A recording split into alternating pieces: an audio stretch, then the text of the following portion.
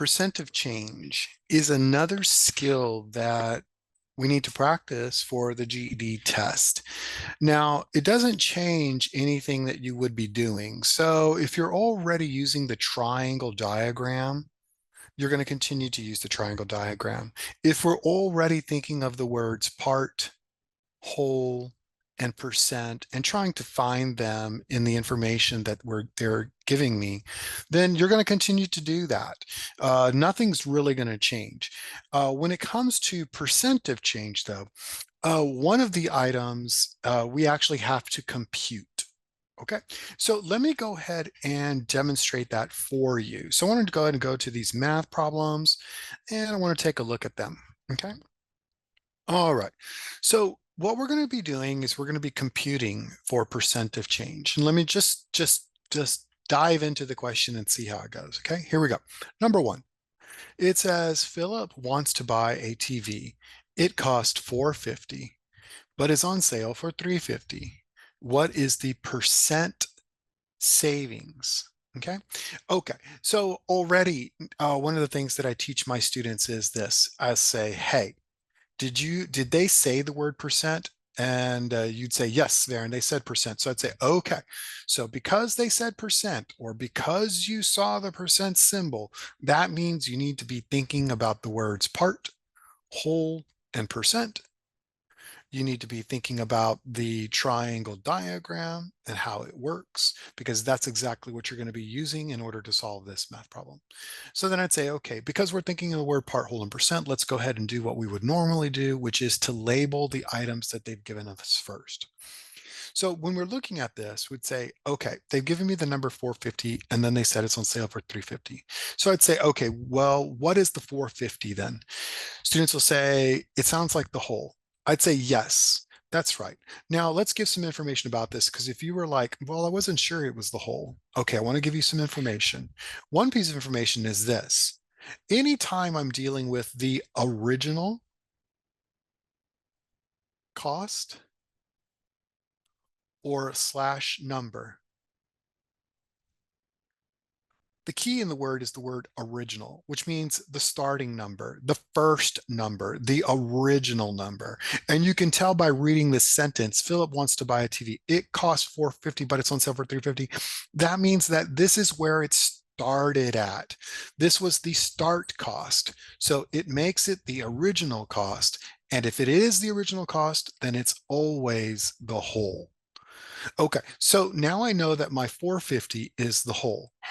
A lot of times I'll say, okay, what does that make the 350? Students will say, Darren, that must be the part. And I'm going to say, no, it's not.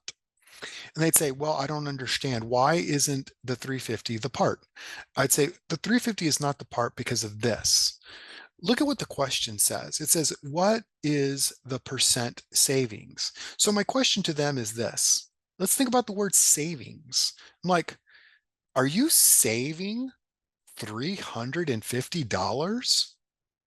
Students will say, well, yeah. I'd say, oh, okay. So you're the original cost is 450 and you're saving 350, which means you're only paying $100 for the TV. That's a great deal.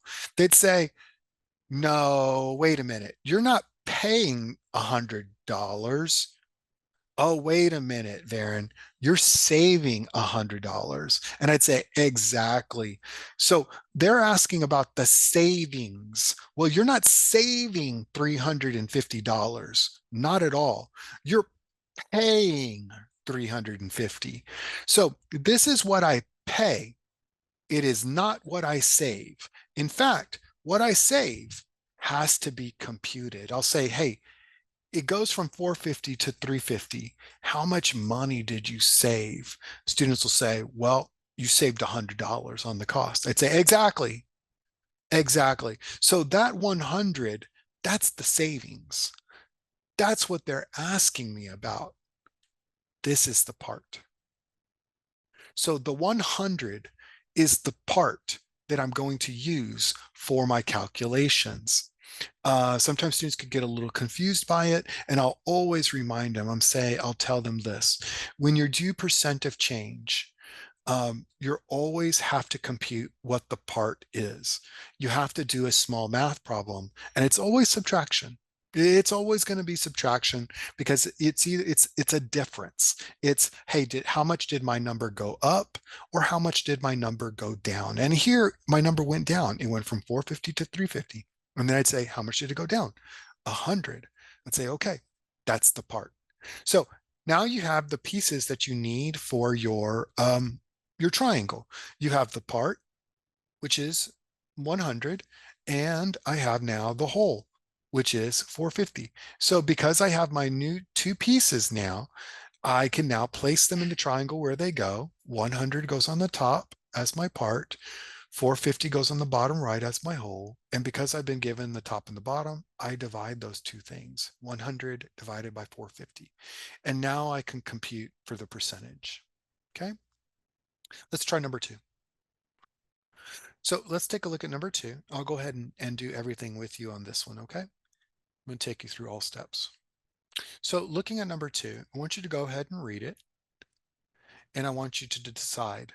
I know that I'm looking for the percent. I'm going to tell you that already, okay? The percent is what we're looking for, okay?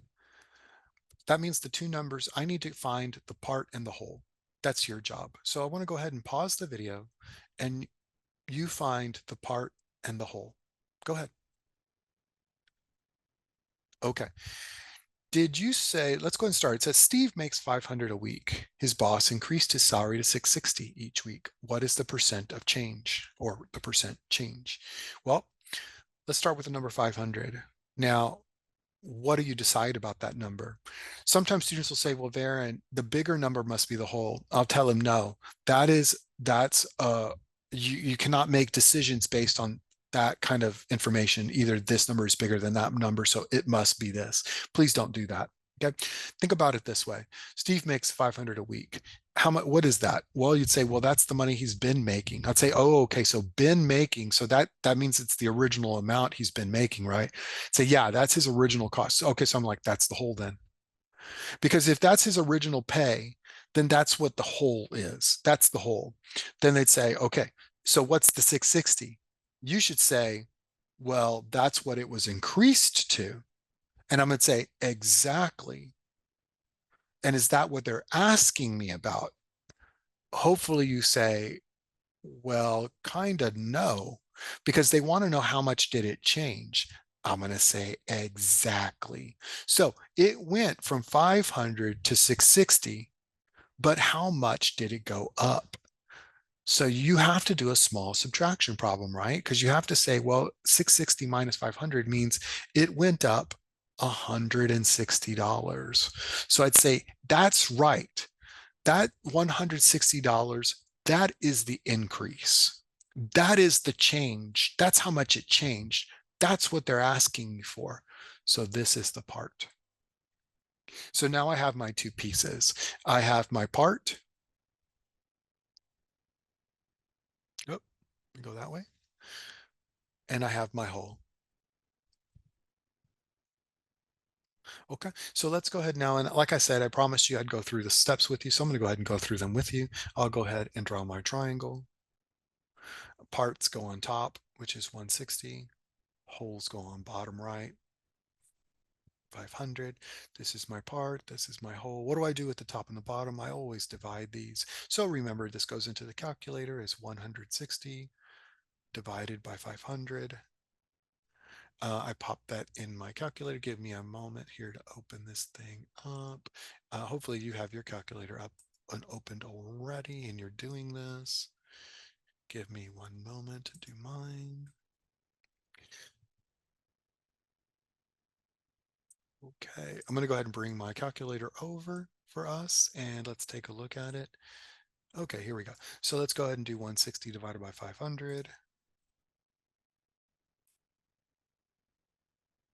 I get 0.32. So remember again, 0.32 is a decimal. That is not a percentage. How do I get a percentage? I have to take that amount and multiply it times 100. Now I get 32. And 32 is my percentage. So how much did it change? You would say it increased 32%. Okay. All right. I want to go ahead and erase this. And I want you to try number three. Okay.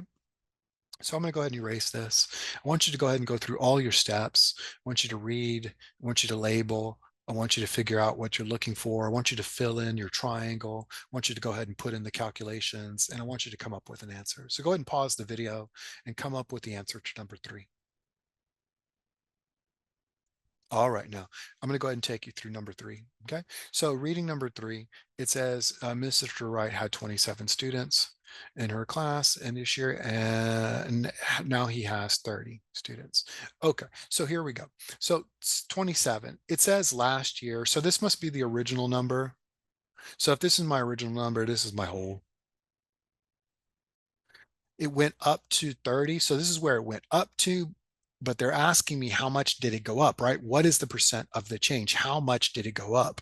Well, it didn't go up 30 students, right? Because he's not at 57 students.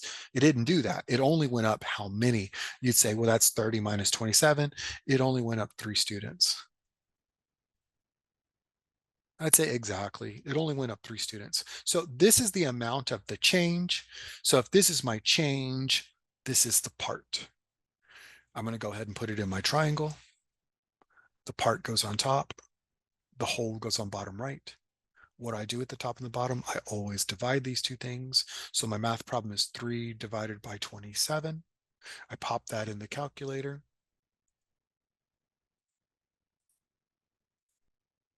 I'm going to get a decimal answer, 0.111111, right? And I want to change that 0.1 repeating. I want to change that to a decimal. So what our percentage, what do? I multiply that number times 100. And now I get 11.11111, and 11.1111 is not up there on my answer sheet, but I want to pick the closest answer, and the closest answer I see is C with 11. Go ahead and try D. All right, did you do D? I'm going to go ahead. I'm sorry, D. I'm at number 4. Let's go ahead and do number 4. Okay, did you finish it? All right, here we go. I'm going to go ahead and go through this and talk to you about it. It says last level you finished level 2 in 32 minutes. Today you finished in 28 minutes, which means you went down, right? You actually got a little bit faster. It's asking you, what is your percentage of change? Okay, so again, 32 is my original number, so this is my whole.